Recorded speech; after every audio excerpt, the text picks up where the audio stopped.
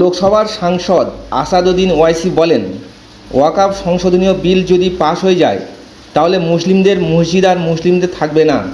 Shreya chicken centre, এখানে পাইকারি ও খুচরা মুরগি এবং মুরগির মাংস পাওয়া যায়। বিভিন্ন অনুষ্ঠানে অর্ডার নেওয়া হয়। আমাদের ব্রাঞ্চ বেনিপুর, পদ্মহাট, গোগনি এবং মগরাট খনকার বাজার। প্রোভাইডার বাপ্পা পুরকাইত। মোবাইল নম্বর 9832989727। 100% হালাল মাংস। এইভাবেই কবরস্থান, মাদ্রাসা সব কিছু সরকারের দায়িত্বে চলে যাবে, অর্থাৎ সরকার এইগুলো নিজের মতো করে চালাবে। সেখানে শুধুমাত্র যে মুসলিমদের কথা চলতো সেটা আর থাকবে না। তাই আমাদের জন্য জরুরি যে আমাদের মসজিদ, মাদ্রাসা, কবরস্থানকে হেফাজত করা। আমি লিঙ্ক দিয়ে দিচ্ছি, লিঙ্কে ক্লিক করে নিজের নাম লিখে ইমেল করুন সবাই, এবং আপনার জানা পরিচিত সবাইকে বলুন বিরোধিতা করার জন্য। এইভাবে একটি লিঙ্ক এবং বারকোড প্রকাশিত হয়েছে সোশ্যাল মিডিয়াতে। এই বারকোডটি কিভাবে ব্যবহার করতে হবে সেটাও দেখিয়ে দেওয়া হয়েছে একটি ভিডিও করে হিন্দিতে। আমি সেটাকে বাংলায় ট্রান্সলেট করে দর্শক আপনাদের দেখাবো, এবং আসাদুদ্দিন ওয়াইসি এ বিষয়ে কি বলছেন আমরা শুনবো। तो कोई भी वक्फ की प्रॉपर्टी मुसलमानों के पास नहीं रहने वाली, सब हुकूमत के कब्जे में चला जाएगा। और जिस मंसूबाबंद तरीके से नरेंद्र मोदी की हुकूमत ने अपनी नफरत को इस कानून में जो शक्ल दी है कि मिसाल के तौर पर वे कहते हैं कि वक्फ बाय यूज़र ख़त्म कर दिया जाएगा। अब वक्फ बाय यूज़र अगर ख़त्म होगा तो सबसे पहले निशाने पर है हर मसलक का मदरसा। मदरसा किसी की ज़ाती मिल्कियत नहीं होती है, तो हर मसलक का मदरसा इनके निशाने पर है। बोलेंगे नहीं, अब वक्फ बाय यूज़र का कानून सेक्शन 3 को हमने ख़त्म कर दिया, अब हम तय करेंगे कि कौन उसका मालिक है।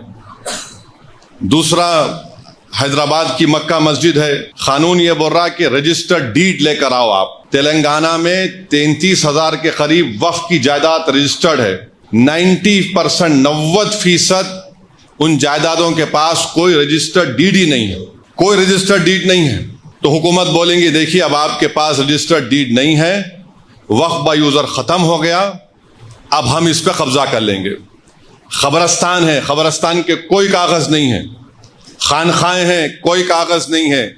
दरगाहें हैं, कोई कागज़ नहीं है। क्या है? वक्फ बाय यूज़र है। अगर वक्फ बाय यूज़र चला जाएगा तो ये सब ख़त्म हो जाएंगे। और ना सिर्फ ये ख़त्म हो जाएंगे बल्कि खुदा ना खास्ता जितनी मस्जिद की कमेटियां हैं उसमें भी वो लोग बोलेंगे कि हम बीजेपी के लोगों को कमेटी का मेंबर बनाएंगे। आप नमाज पढ़िए, इससे आपको क्या करना है। और ये बिल में यहां तक लिखा गया है कि इस अगर वो कानून बनेगा तो उसके रूल्स भी नरेंद्र मोदी दिल्ली में बैठ के बनाएंगे। उस बिल में यह भी लिखा गया कि अगर वक्फ बोर्ड किसी के खिलाफ एक्शन लेना है तो नरेंद्र मोदी से पूछना पड़ेगा। उस बिल में यह भी लिखा गया है कि सेंट्रल वक्फ काउंसिल में सिर्फ एक मिनिस्टर को छोड़कर, वजारत अखिलती बहबूद के मिनिस्टर को छोड़कर सब मुसलमान मेंबर बनते हैं। अब उस बिल में कहा गया कि ये कम से कम दो बनेंगे। अब हुकूमत 7 भी बना सकती। रियासती वक्फ बोर्ड में तमाम मेंबर मुसलमान होते हैं, तो नरेंद्र मोदी ने कह दिया कि नहीं, सिर्फ मुतवल्ली कैटेगरी के और म्युनिसिपल कॉरपोरेशन के जो पंचायत के लोग जीतते हैं 3 या 4 बनेंगे, माबाकी तमाम के तमाम हम किसी गैर मुस्लिम को बनाएंगे। रियासती वक्फ बोर्ड में इलेक्शन होता था मुतवल्ली कैटेगरी का, बार काउंसिल के कैटेगरी का, एमएलए कैटेगरी का, एमपी कैटेगरी का, सब खत्म। हुकूमत उनको नामजद करेगी। और याद रखिए, मैं खुल के कह रहा हूं, इसके पीछे ये लोग भी हैं जो खत्म नबूवत के मुनकरीन हैं। ये शयातीन, ये गंदी नाली के कीड़े इसके पीछे हैं।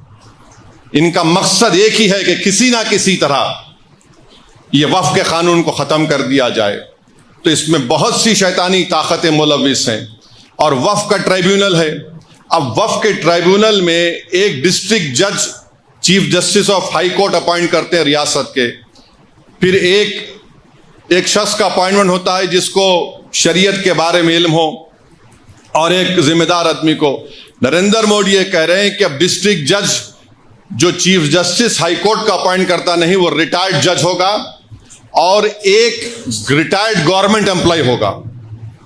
मेरा जो मुशाहिदा है, जितने गवर्नमेंट के इस तरह के इंक्वायरी कमिटीज बनते हैं जिसमें रिटायर्ड जज होते हैं, एक रिटायर्ड गवर्नमेंट का सर्वेंट होता है। मिसाल के तौर पर बरसों पहले मुफ्ती गयास को मालूम होगा, 1996 में तालाब कट्टे में एक फायरिंग हुई थी जिसमें एक मासूम औरत फर्स्ट फ्लोर पे थी, शहीद हो गई थी। वो कमेटी में कह दिया गया कि पुलिस ने अपनी जान बचाने के लिए फायरिंग की, रिपोर्ट है, शायद कुछ नाम है कमेटी का। फिर मक्का मस्जिद की रिपोर्ट है, वो आज तक नहीं निकली। हैरत की बात यह है कि कलेक्टर को यह पावर दिया गया कि यह कानून बनने के बाद जितनी भी वक्फ की प्रॉपर्टी है, अगर कोई शैतान जाके बोलेगा कि नहीं वक्फ की नहीं है, गवर्नमेंट की है, तो कलेक्टर इंक्वायरी का ऑर्डर करेगा। और कलेक्टर इंक्वायरी जब ऑर्डर करेगा तो कलेक्टर ये कहेगा कि तावक्त इंक्वायरी मुकम्मल नहीं होती, ये वक्फ की प्रॉपर्टी नहीं रहेगी। अब कलेक्टर साहब बरसों इंक्वायरी करते रहेंगे, आपकी तो प्रॉपर्टी छीन ली गई। कैसे इंक्वायरी करेंगे? तो अंग्रेजी में इस्तेमाल किया गया what ever he deems fit, यानी वो जैसा चाहे इंक्वायरी कर सकते। कानून का एक बुनियादी उसूल है कि कोई भी अपने मसले में जज नहीं बन सकता, मगर कलेक्टर को आप मना रहे हैं।